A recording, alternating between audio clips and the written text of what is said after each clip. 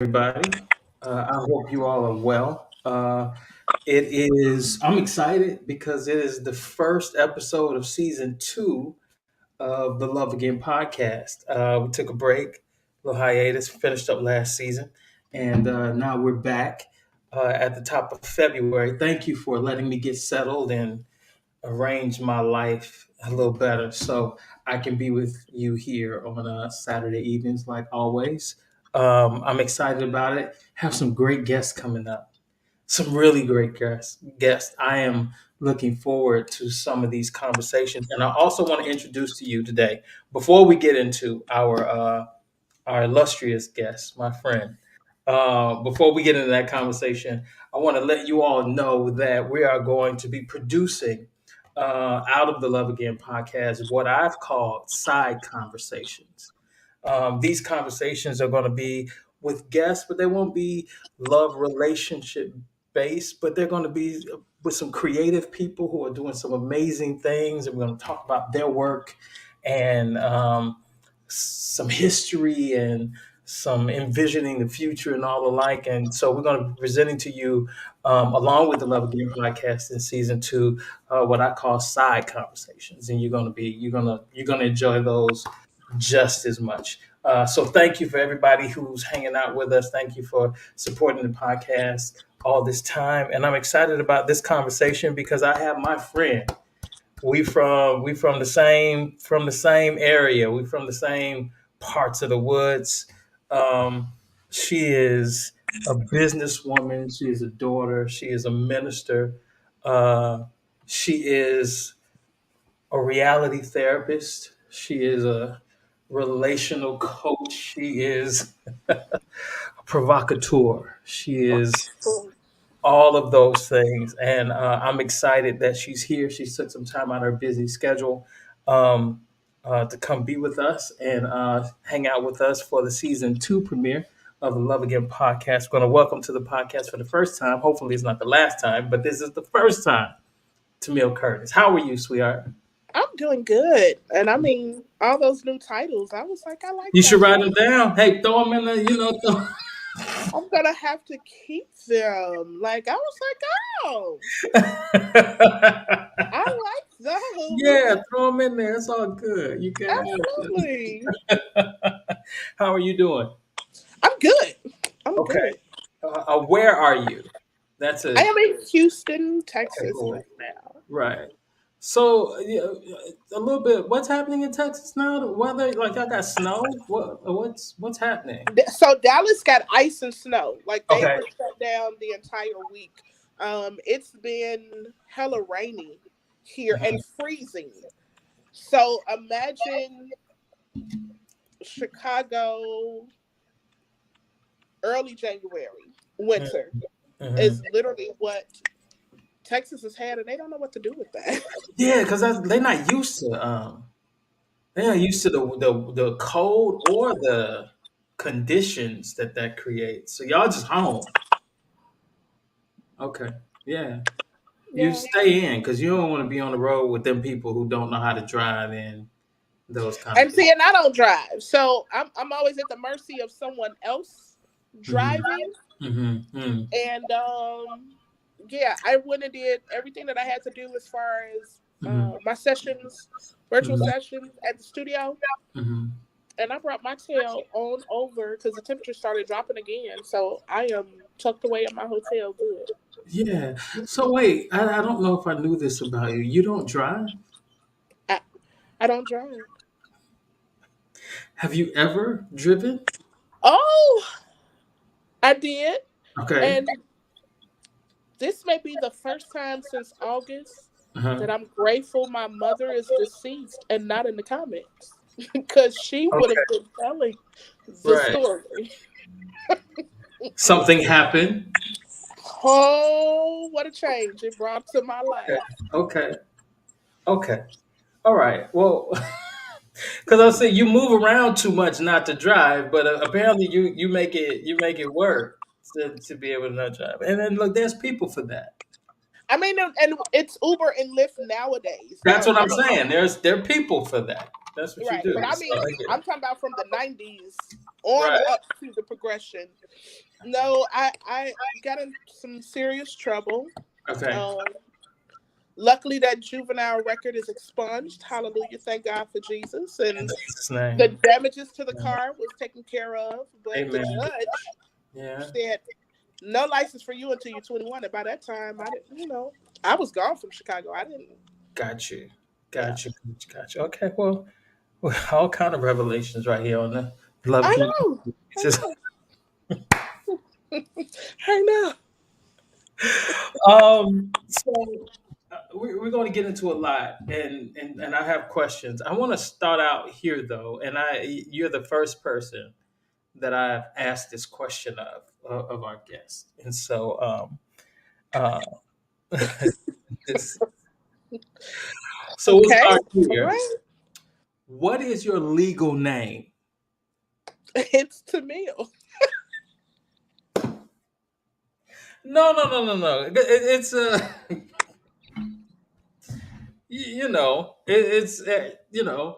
that's a fair question. It's a unique name, and so we didn't know if this was shorthand for something.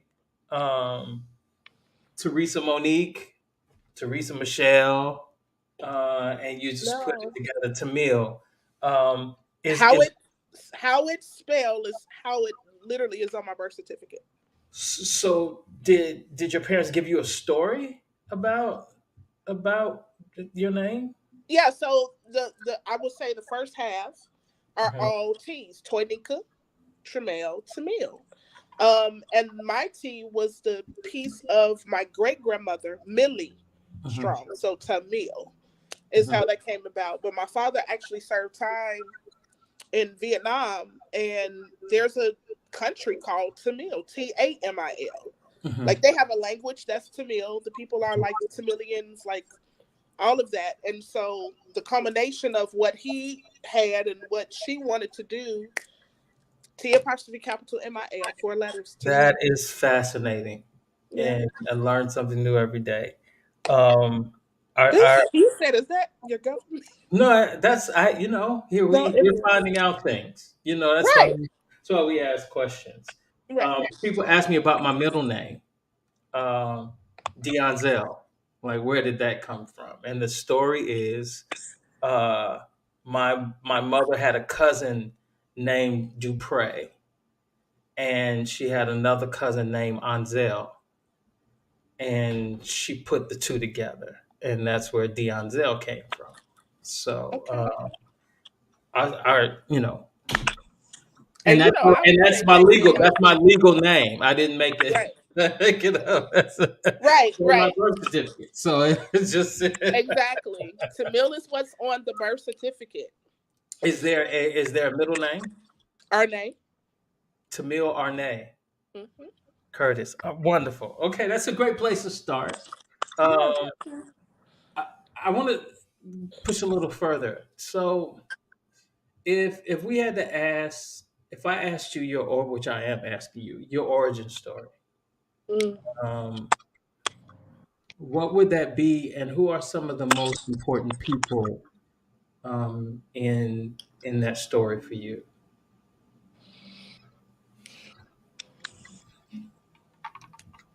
I have to remember, like, my story includes other people in the storyline. So, what part of the origin I could start at? Um, I am a church nerd. Hmm. Mm, the combination of church, because my mom being a minister of music for 39 years, my dad being a pastor, but they both were brilliantly smart. Hmm. So that mixture of everything, dad Pentecostal, mom Baptist. So depending on who I was with, I would either be at a rent car party with mama, listening to some Aretha, or I would Sorry, be you at agree. What kind of party is this? rent car party. They used to have car party, do rent parties back in the day, and they would Got play you. cards, Got you. Midwest and Gin Rummy, not just Spade. A You rent know, card party. right, Yes. Got you. right. I'm sorry. or the house party in the basement. Mm-hmm. Mm-hmm. Um, or if I was on that side, then I was probably at Revival or YPWW or something on the lines of that. So I'm a total mutt, if you will, Yeah. of cultures, of religion and ethnicities, as far as religious ethnicities and all of that. So I'm a church nerd. Is my origin. And I think my mom is the superhero of that story. Yeah. You mentioned your dad being a pastor and your mom was minister of music. And in Chicago, that was kind of like a type. Um, I remember Frank Campbell and Dolores Baird Campbell. He was the pastor and she did the music. And you saw these kind of partnerships there. Um, Tell us about But what. they weren't together. So um I'm not. let me put a semicolon in that. Hence the two cultures and two different Yeah. things, that they were not together per se. They came together and created, I think, the best child that they could have made in me. But then they, were not together. So yeah. But I mean, it was a thing. It was definitely, and I think it was a Midwest thing, that it was either um they were the musician or the singer that Mhm. complemented the preaching Mhm. in some kind of capacity. Yeah, so that's a unique environment to grow up in, Mhm. and having the ability. I'm assuming you could tell me the ability to compartmentalize. Like this goes over here, and this is how we understand this, and this goes over here. And we don't really Mhm. mix those things. They come together, but they don't stay together. And Yeah. um, and in the midst of that is a very strong specific church culture of Chicago. What was that like, and how did you experience that for yourself? Um. So probably until I was about 13, church was mostly mom's side of things. Which is So, Pentecostal. which so our family church was Rayfield Missionary Baptist Church, as in Okay. my family is one of the founding members Mhm. of that church. And so church culture for me, like I remember the Trentwell singers. I remember Mhm. music. Like music has always been our thing, even though we had good preaching. Mhm. There was always that musical sense. Alan Cathay is my godfather. So I was always around music. I Mhm. was always entrenched in music, and not just choir, but quartet. Mhm. You know what I mean? And so I think that that's probably why I'm so well rounded now, even still, Right. is that, that was the thing. Like, real talk, I did not receive the baptism of the Holy Ghost until I was like 16. And Mhm. of all places, it happened at Fellowship Missionary Baptist Church. So my way of thinking, how I process, I know, right? It wasn't a fellowship type program, it was a Yeah, concert. I was getting ready to say it. Even though Mother Consuelo York is kind of Absolutely key saved. to that Absolutely, yes. situation, right? Absolutely, Um, absolutely. but then when I was 15, Mhm. my mom allowed me the space to say that the home church was not enough, Mhm. right? And in doing that, she allowed me to join Holy Ghost Cathedral, which is when I became around the Kojic environment because of Jim Hayes the Fourth. Mhm. And so at that point, I'm around the Lennox family. I'm around the Brown family. I'm around um, the Suttons and no, the Harrises at the time. Mhm. And so it took music to a whole nother level for me, and even church itself. Baptist is very liberal, Mhm. right? And what they do, how they do. Um, it was a little more stricter, of course, Mhm. in Kojic, but then there was that whole "do as I say, but not as I do" culture. Mhm. And I don't know if it's the me being an April baby, Mhm. Mhm. but I've always been a no. mm, Yeah. you got to do better than that.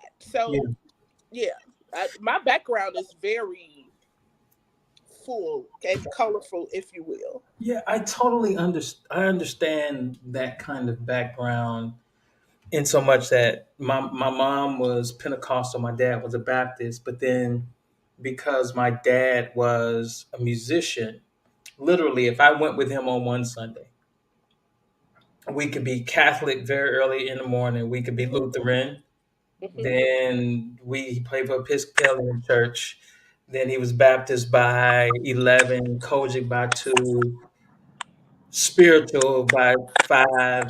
Like it was like a whole gamut of exposure that Hmm. I had coming up to different church cultures. And I began to really understand, and the Soul Children reinforced that because we went to a lot of different places and sang at the Parliament of World Religions and did all of these things that took us out of our little small ecosystem that we had. And you begin to see expressions of faith in a lot of different contexts, and that helps shape who you are Hmm. um, as an adult. But let me piggyback on something because you mentioned Alan Cathay, and I just want to time out for a minute. If you said to me that Alan Cathay was the greatest choir director ever, I would say okay. Like I mean, you could throw in some other people. Of course, I guess it comes down to preference, and I have allegiances and biases. I totally get that, but that Alan Cathay, Chadwick Alan Cathay. yeah, no, no, no, no, no, beautiful to watch, Hmm. romantic to watch. Like it was just, He's uh, he was masterful, and I think every major metropolis has their Allen or their Lavanya Whitley or their mhm, Andy Spivies. mhm, But being from Chicago, yeah, I see more of his influence in who people look at as like the directors today, right? Like before there was an Orlando. He would be in sure, Chicago at Cosmopolitan. You know what I'm sure, saying? For Midnight Musical. yeah, So yeah, he took some of that influence back to Memphis in my eyes. And yeah. so We he's one of would the greatest to ever stand in front to of a ever choir. to ever do it, and like he had some contemporaries like a George Mays and Jesse Dixon were great, and Absolutely. Milton Brothers was great choir directors for their time. But I think Allen's influence on the art form, or he was the one who made it an art form, right? And then you had Absolutely. everybody coming after him. Um, he was beautiful to watch. It would be like watching Michelangelo paint the Sistine Chapel. Like this guy is And you know who captured my attention after him Hmm. was Tyrone Block. Totally different Like, style. yeah, it's totally different styles, but I Totally mean to actually, absolutely not that I was bougie or arrogant about it, but when you come from good stock, that would right, be like you with musicians. You come from good stock. right. So your caliber of what is So good it's a is, little different. slightly higher. It's a little different. Yeah, it's a little. Right. So to me, like, Tyrone was the next that I saw that painted a picture when he directed. And Tyrone, and I've said this to him, and Tyrone Block was a phenomenon, like a pimp. Do you hear me? No, I'm not meaning that in the most Christian, nice way possible. what I how can you understand. mean No, a I'm just saying. I question. mean, it's not. I'm just talking about Pastor, yes. the way Tyrone Block, his style and the aesthetic of the Gumby. I'm talking about early. I'm talking about late '80s, early '90s Tyrone Block. And I told him once I talked to him, it seemed like Milton Brunson was in the club one day and saw you slow dancing and was like, "Ah, put him in front of the choir. It could, like it could work." Like he was so Right. he was a superhero, right? Absolutely. And so we were very fortunate in Chicago, um, to be around like this renaissance for us of gospel music, and we Mm, were choir heads, and Chicago was a choir dominant space in the '80s and the '90s. I don't know if we'll see that again in any other spaces, but we've seen some stuff, and when I look at stuff today, yeah. I enjoy some of these cats, but I'm like, I remember Alan Cathay in about 1988 at Cosmo on Cottage Grove, On Cottage Grove. and Absolutely. like I remember Fifth Sunday musicals on the West Side with the Tommies, right? Yes. Like I've seen some stuff with my own eyes that's pretty amazing. Um, your mom was a musician, and she was in the tradition of um, Ludella Evans Reed and Yeah. um, Dolores Chandler, and just a lot of women who had very prominent music ministries and really set the standard for church music. I wonder for you, what did you learn from her in that space? And what are some of the things that you observed that stick out to you?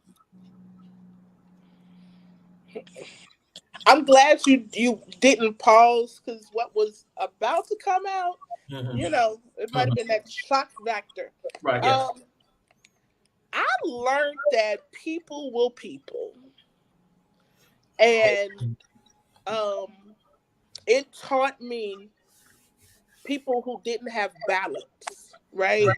It showed me, even like when I'm able to do, consultations and things now, I can tell pastors that have never worked a 9 to 5.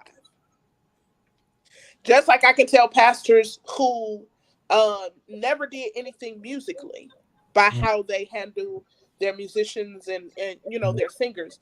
And so I learned very early that people are gonna people, and you have to you have to know what God has called you to do and who God has called you to and be okay setting boundaries regardless of what people think and their perception of it.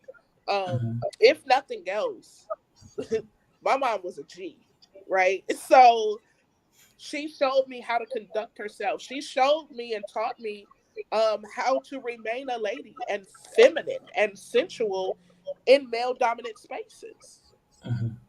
Mhm. even in church and music. You know what I mean? The respect Mhm. that people had for her blew my mind. Mhm. That I didn't even realize how much it was in some degree until she died. Mhm. And so it was like, yo, she was a G. Like she taught me balance more than anything. Mhm. She showed me what balance was. She showed me how to have substance in whatever it was that I did Mhm. because she was Baptist. You know what I'm saying? So she was gonna party. She was Yeah. gonna slow stroll. She was gonna Watusi and whatever that other old dances was. She was gonna do that and still love God. So Yeah. she Yeah. taught me balance. So in our formative years, our environments really teach us. It's where we get our first definition of what love is, and the concept of love. My question for you is, where did your definition of love come from, and where did you get that language? And was it Was it something taught to you, or was it something you observed and then you put your own language around it? Okay, so um, I learned what not to do, or I learned what love wasn't. Okay. Um, infidelity was a thing in the generations before me, Hmm. right? And I'm talking about even to the point of having babies and bringing babies home and saying we're raising this child. You know what happened in Fences? My family lived that, Hmm. and so um, I really don't think I came to understand a true concept of human love until I was an adult, right? I feared everything that I thought love was associated with based upon what I saw.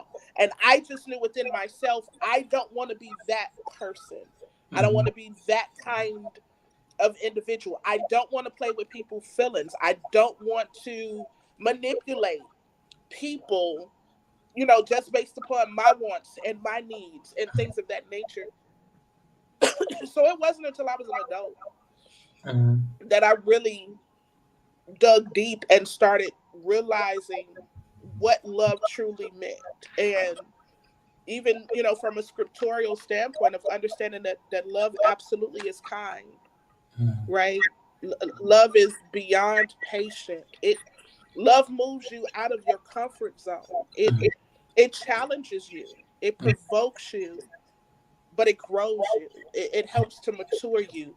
Love can be childish with the right person in context. You know what I mean? You can have fun and be in love. And I think love is ever growing and ever evolving.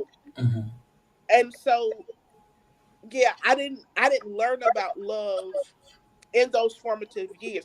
I learned what not to do and who not to be Hmm. in my formative years. And then as I got older and I first left the nest when I was 17. Hmm. And so being able to travel the world, if you will, and just have different experiences and experiencing different cultures. Um, Experiencing actual healthy relationships, Hmm. right? Actually seeing husband and wives that are friends with each other. Like they genuinely love each other. They love being around each other. They enjoy each other's company. That Hmm. wasn't in my immediate circle.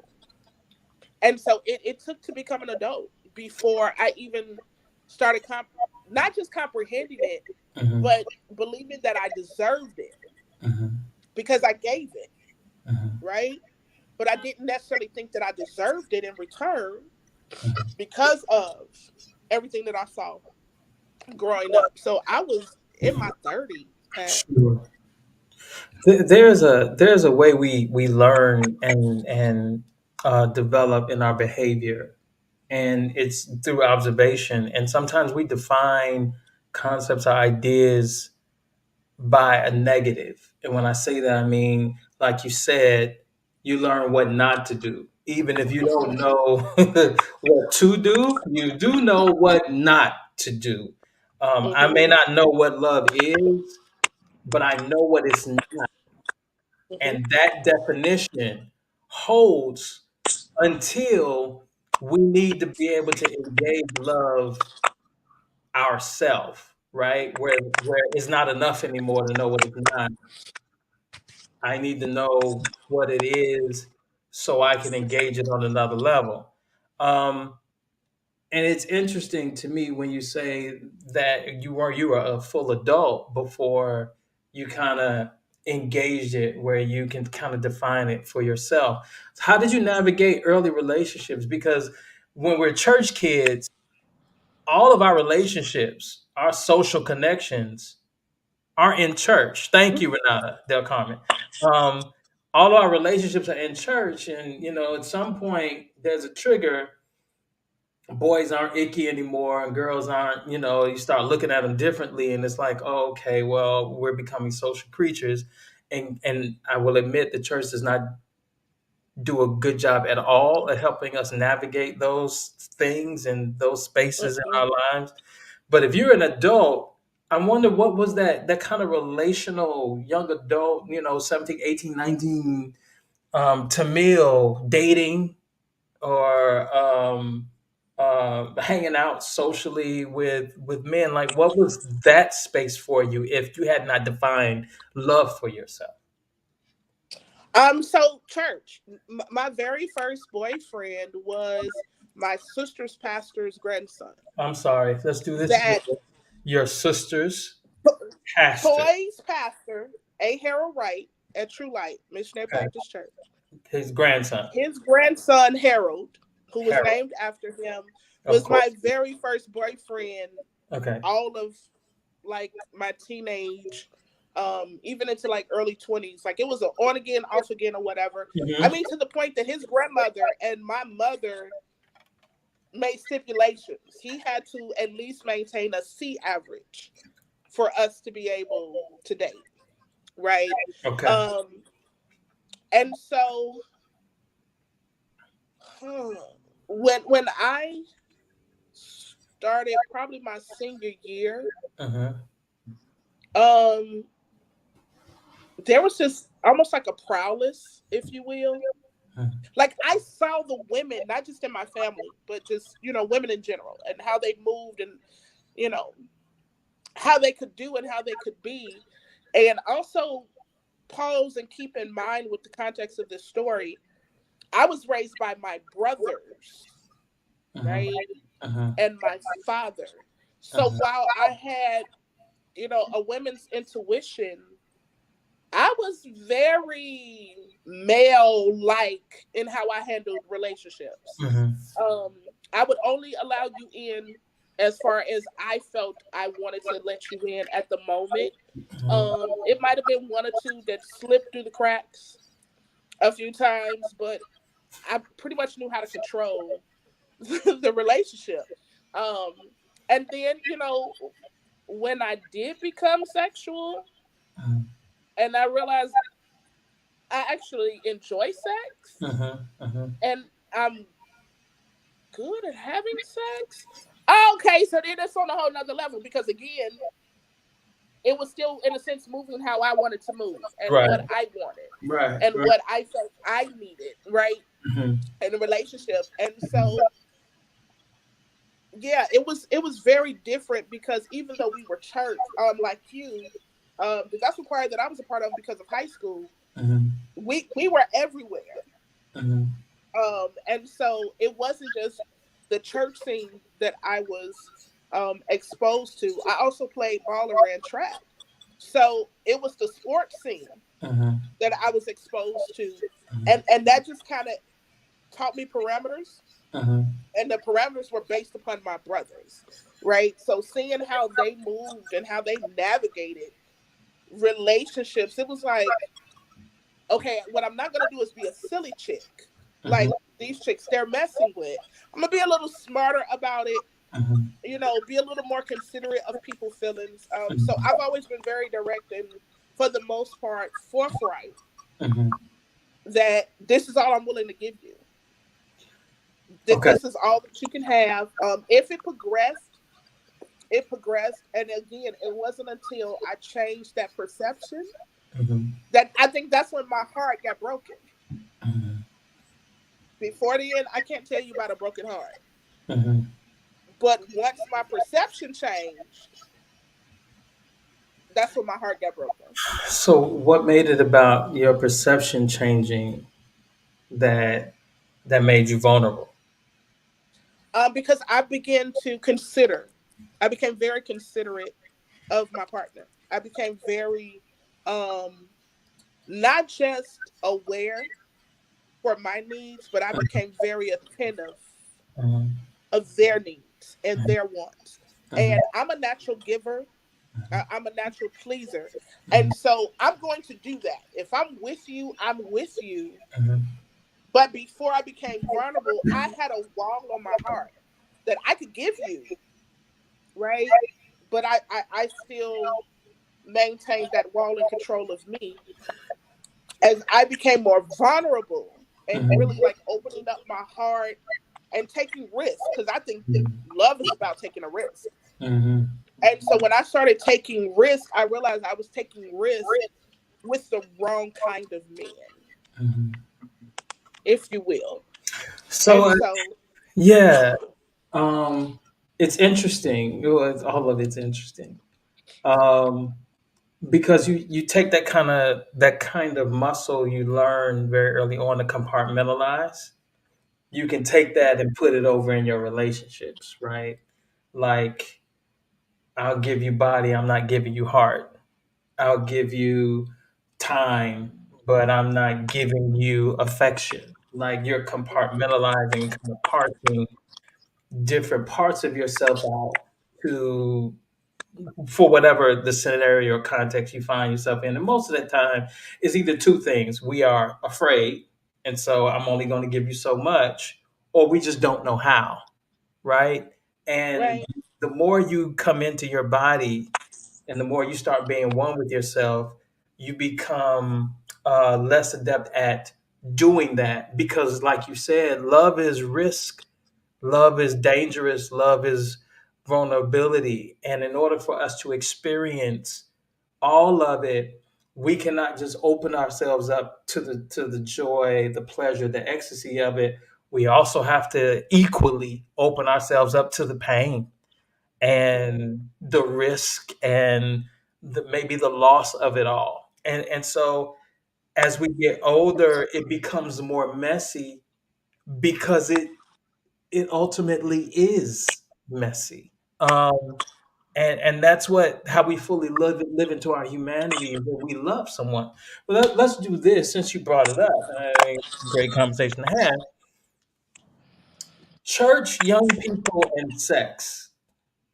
Um, Perhaps most of if you're a church kid, most of our I'm making a pejorative about most of our experiences that we've had sexually has come in that eco space of church. Meet somebody at church.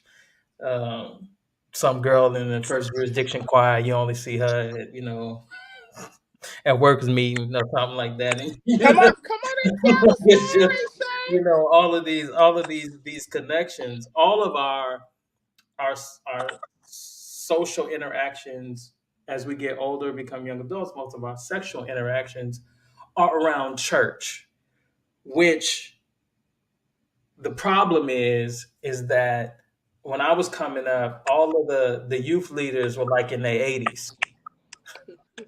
Right, right. Methuselah trying to tell us how to be. Yeah, no, you're right. we we sitting there and made to feel horrible about biological things that we can't control, Hmm. right? Um, about us developing, and I even recognize now that it was like some older women sometimes would be very mean and hurtful to younger women who were developing and they were pretty and the bodies were tight and firm and their youth is gone and so Hmm. they were very dogmatic against young women and telling them not to do everything that they did a few times, right? And so you get That older, they wasn't delivered from. Their needs just wouldn't allow them to do it no more. Right. or we gotta on youth day, Mother Mary Jones Barbara Smith coming up. And we ain't seen Brother Barber, Brother, Brother Jones, or Brother Smith. We ain't never seen none of them.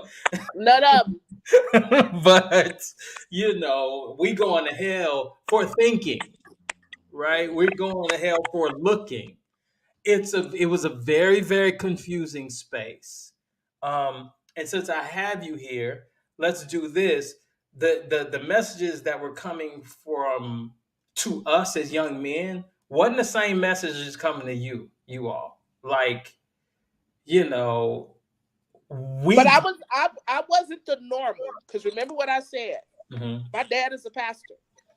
I had older brothers, so I didn't get the pep talks and the certain things that You know what I mean? Mm-hmm. My dad, when I first, I didn't even develop until I was 18.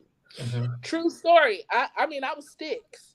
And probably like 3 weeks before my 18th birthday, we had our own family epidemic because it was a chickenpox outbreak. Mm-hmm.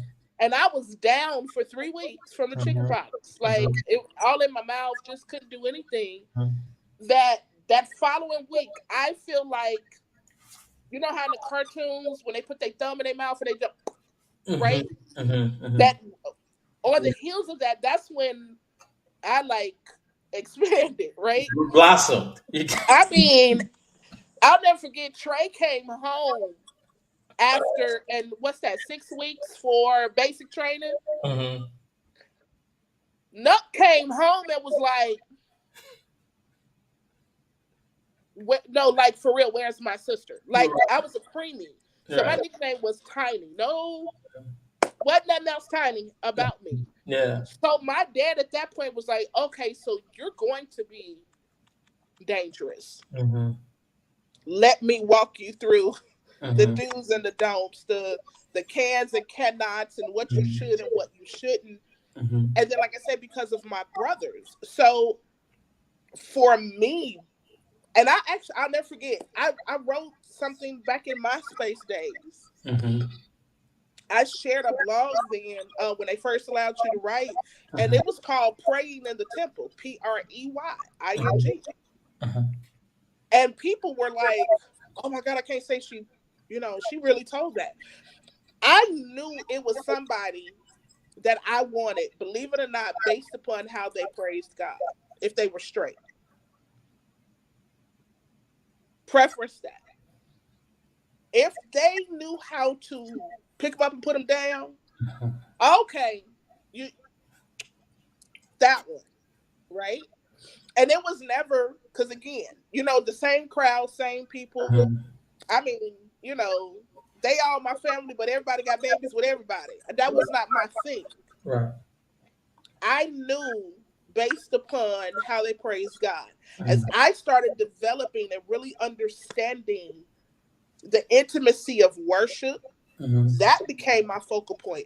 I was looking for the man who was not afraid or intimidated or was too much of a black man to cry in worship. Mm-hmm. If I spotted a tear coming down your eye, got him.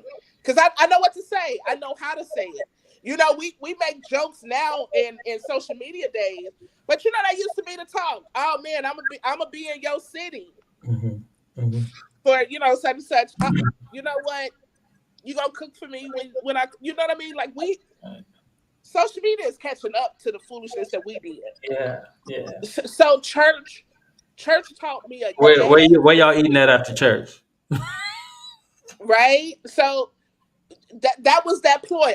You going to second service, Right. you Yeah. know what I mean? Yeah. Yeah. But for me being a Southside girl, yeah, y'all going on Central. Mm-hmm. Mm-hmm. Mm-hmm. I mean, if you driving, Right. we Right. going. You going So to it was different for going to me. fellowship tonight? Because No, fellowship was 9, so that means we can hang out late. Like if you could come to fellowship at if 9 you o'clock. could go to fellowship, that meant that, you know what I'm saying? And so, because I remember what I said, I was a nerd. Shafe, I'll never forget. There were things, even as recent as last year, Mm-hmm. that my mom and I would have conversation about. And I would have to tell her, hey, you cannot be violent. The statute of limitation has worn off. Because of me being a nerd and being quiet and the introvert, nobody really knew how mischievous I was, right? Nobody knew how devilish I was. So, I had a play cousin. Yeah, okay. Yeah, we're gonna play all right. You know what I mean? But our parents never thought anything of it because we family. Yeah. Really? It Yeah. was it was a very interesting environment. And for everything you said, that we find attractiveness in the space that we're in, right? Mhm. Um, if we were raised around dentists, perhaps we would find somebody's dental chair to be attractive trait about it. But because we were in church, and we are observing behavior, spiritual behavior, human behavior, we draw connections between our attraction to somebody's expression in worship, or Mhm. was they on the trustee board counting the money, they about their business, or all of these things, or they walking in with pastor or something like that, like all of these cues and these signals that we are internalizing about what we call attractiveness. The problem with that is, um, we are role playing, right? And the church teaches us to compartmentalize. So it doesn't matter if I am seeing this, what I am seeing may not be exactly what it is, right? So we are assuming something about you that could be totally not true. And I'm wondering, did you have to rewire yourself to, Absolutely. or untangle yourself in some ways? I had to deprogram all it. Yeah. Hear me, like I was foolish, but a different kind of foolish. You know what I'm saying? I was so just in this space of even understanding love and things of that nature. As much as my mom was my superhero, she was a villain also to me. And I say that because of, especially when you don't understand it as a teenager. Mhm. She seemingly was mom to everybody else. Mhm.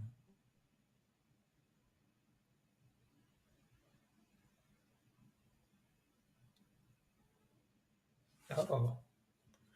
Her mom didn't want to. She ain't wanted to say that. Whatever she was gonna say.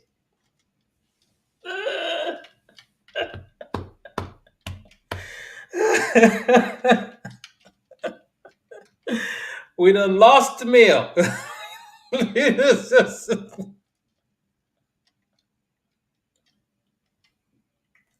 well, that story had to be good, didn't it? What? I really need to hear this story now.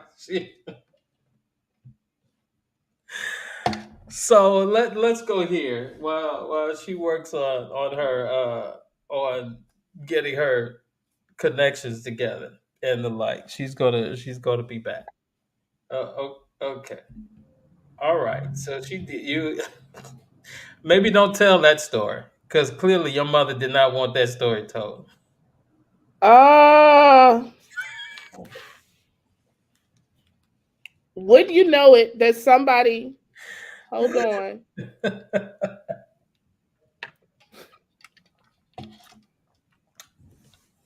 hmm Yeah, we could. Well, let's not because I don't want her to cut the feed again. So we My could. phone, I don't know if you No, can see it. My phone is stuck right now.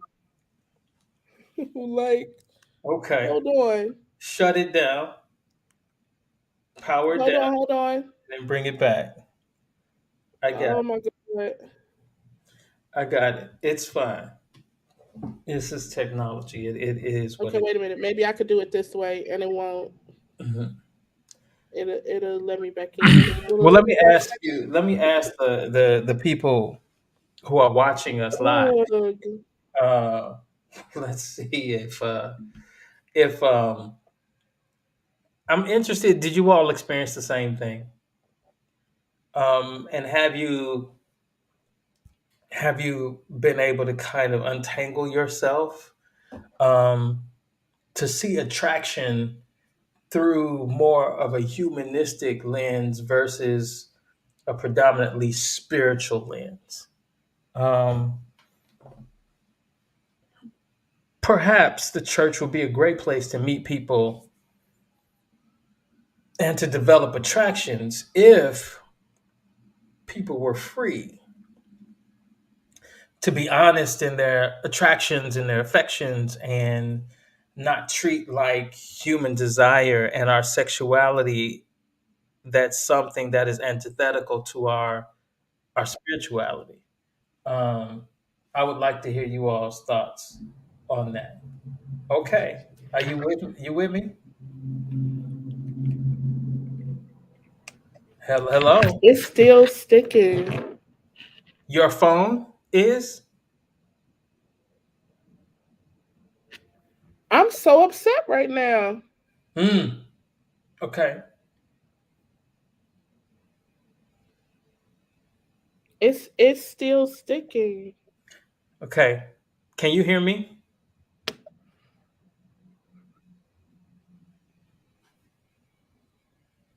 Can you hear me?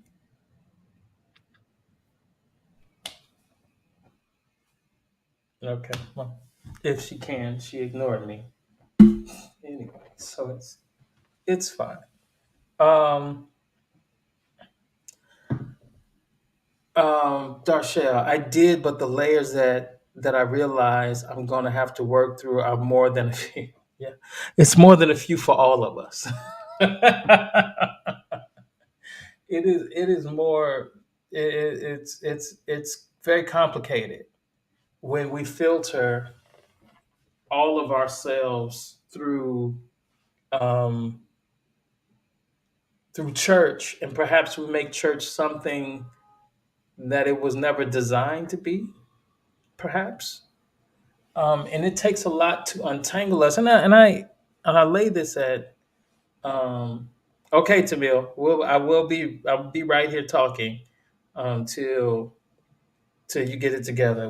Just everybody stretch your hands toward Tamil in Texas for her to get herself together. Um, I mentioned um, that when we were kids, we were in youth department, and it was some old person over the youth, and they would keep us in church a lot, and they would on Friday nights it was youth night, to which we didn't really do anything fun. They made us see rapture movies, and look, I guess at the time those were the only tools that they had. Read. Thank you, brother. We gotta get you back. Gotta get you back on here. We will. I appreciate it. But when we were coming up, they were so mean to us. Um, and maybe there's a nicer way to put it, but it just was what it was. They were really mean um, to young people. Um, okay, all right. Soul Children of Chicago. I'm not. I refuse. I refuse then, and I refuse now. I'm not going to do it. You torture me with those words. They were mean to us, and part of what they did was they brought us on Friday nights, and they would show us these rapture movies. Um, um, a Thief in the Night, right, where um, it was about Jesus coming back in the rapture and what it'd be like, and it was really scary. It was this movie called The Cross and the Switchblade. Um, and it was another about movie about salvation and going to hell and these things. And there was really no affirmation to like what was happening with us and what was going on with us. It was just like every Friday, get saved. And that's what we did basically. Every Friday we would get saved over and over and over and over and over again.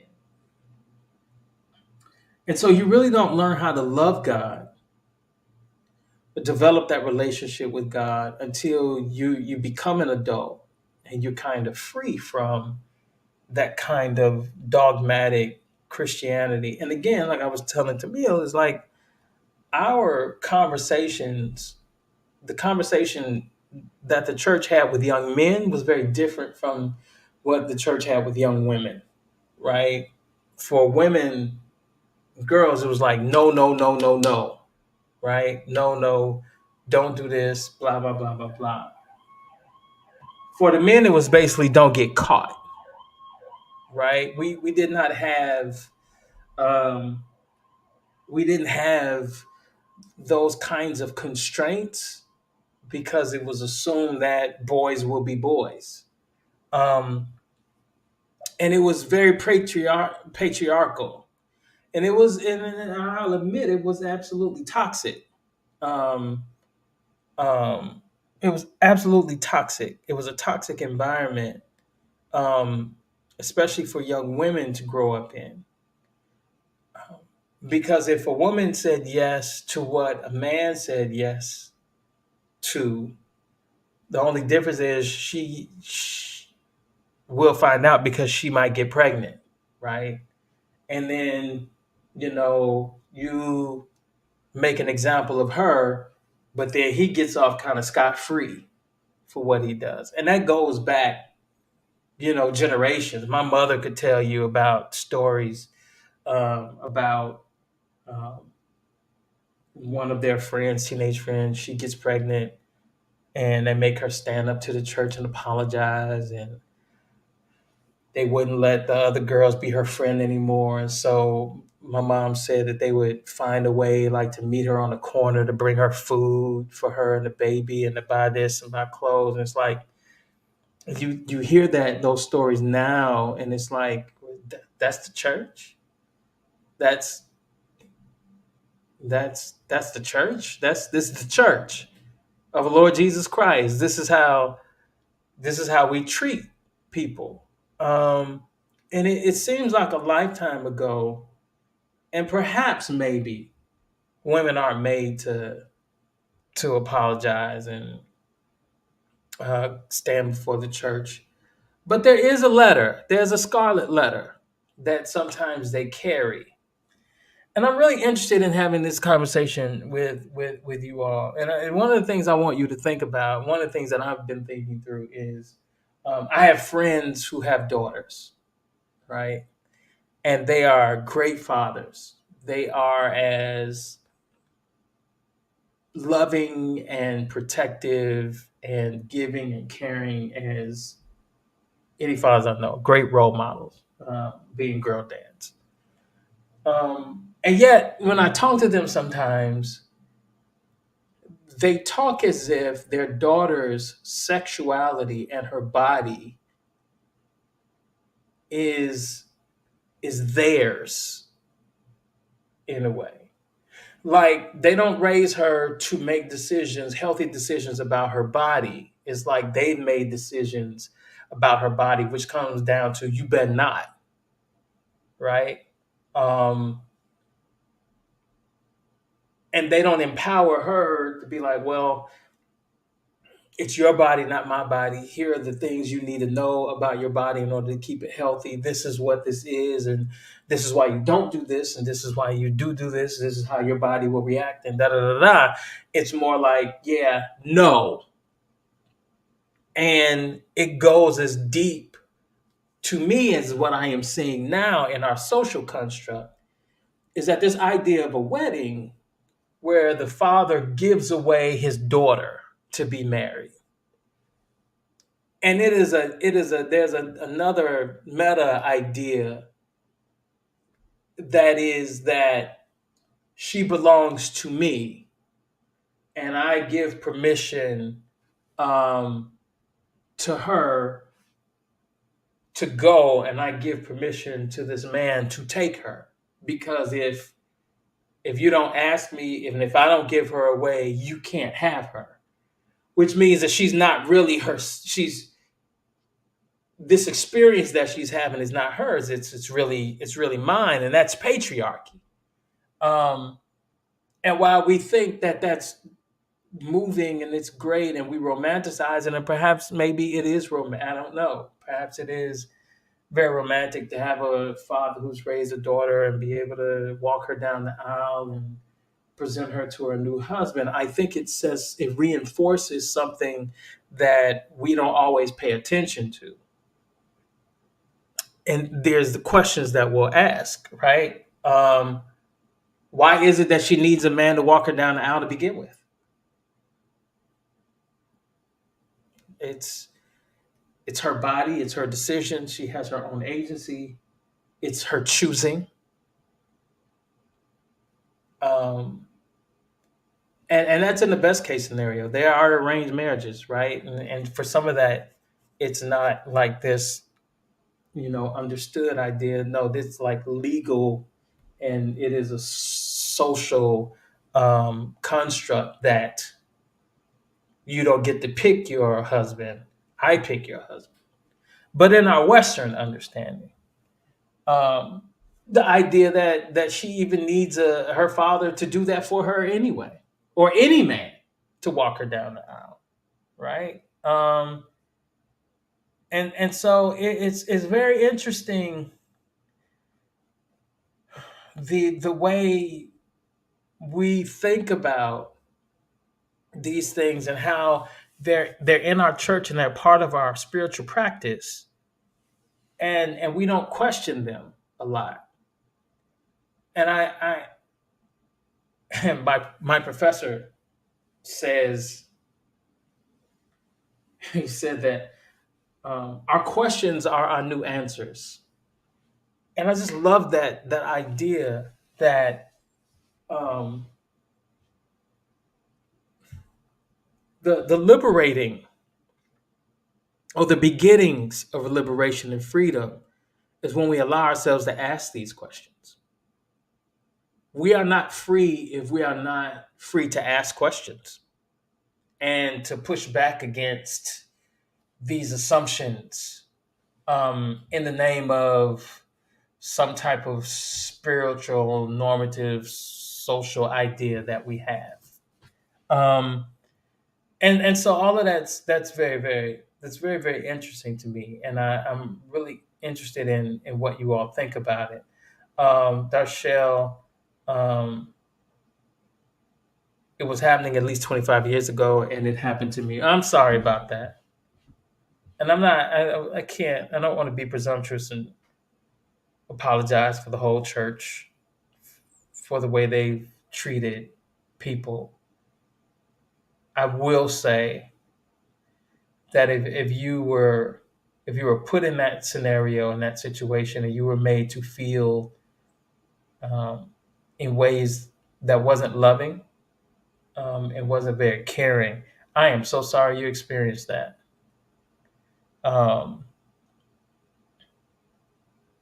and that's horrible. And we should look to change those things. And just because they are normal doesn't mean that they're right. And that's just my 2 cents. We lost Tamil, uh, and I know you all don't want to hear me jabbering on and on and on because I could do this and think out loud for a while. I love you all. Thank you for hanging out with us. Um, this space is precious for me, and I'm glad that we have it. I'm glad that you share it with me. We'll invite Tamil back. We'll invite Tamil back. We're not nearly finished with the conversation that we were going to have, and so we'll have it. We'll do it next week. Have a very special guest. Be back here 5 p.m. Central, 6 p.m. Eastern Standard Time, and we're going to go deeper in our conversations. All right. I want you to be blessed. I want you to be safe. And I pray that you have a glorious, blessed week. All right. See you next week. Bye bye.